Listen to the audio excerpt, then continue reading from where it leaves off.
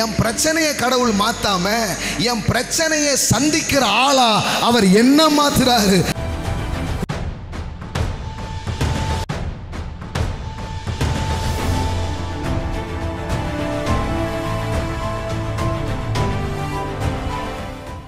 Some people pray, Lord, change the problem. சில நேரம் அப்படி ஜெபிக்கலாம், தப்பு கிடையாது. ஆனால் எல்லா நேரமும் அப்படி ஜெபிக்க வேண்டியது இல்லை.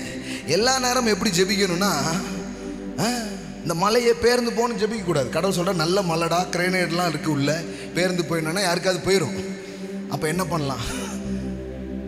இந்த மலைகளை நொறுக்கக்கூடிய கூர்மையான ஆயுதமா ஒன்றை மாத்திரன்ற இருக்கீங்களா? இருக்கீங்களா? என் பிரச்சனையை கடவுள் மாத்தாம என் பிரச்சனையை சந்திக்கிற ஆளா அவர் என்ன மாத்துறாரு, உங்களை மாத்துறாரு. அதுதான் அங்க இருக்கிற.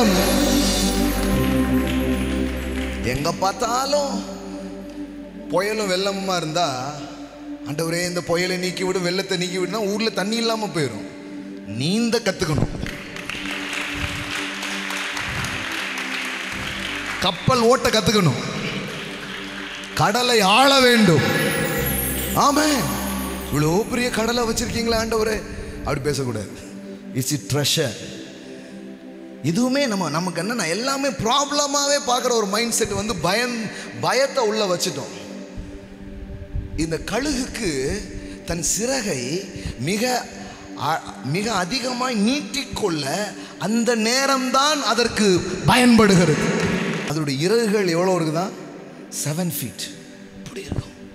இது எப்போ விரியும் தெரியுமா? இந்த புயல் இதெல்லாம் அடிக்கும்ல, அது போகும் பாருங்க போதுதான். பிரச்சனை உன்னை ஒடுக்க வரவில்லை, உங்களுக்குள் ஒடுங்கி கிடக்கிறதை வெளியே கொண்டு வருவதற்கு.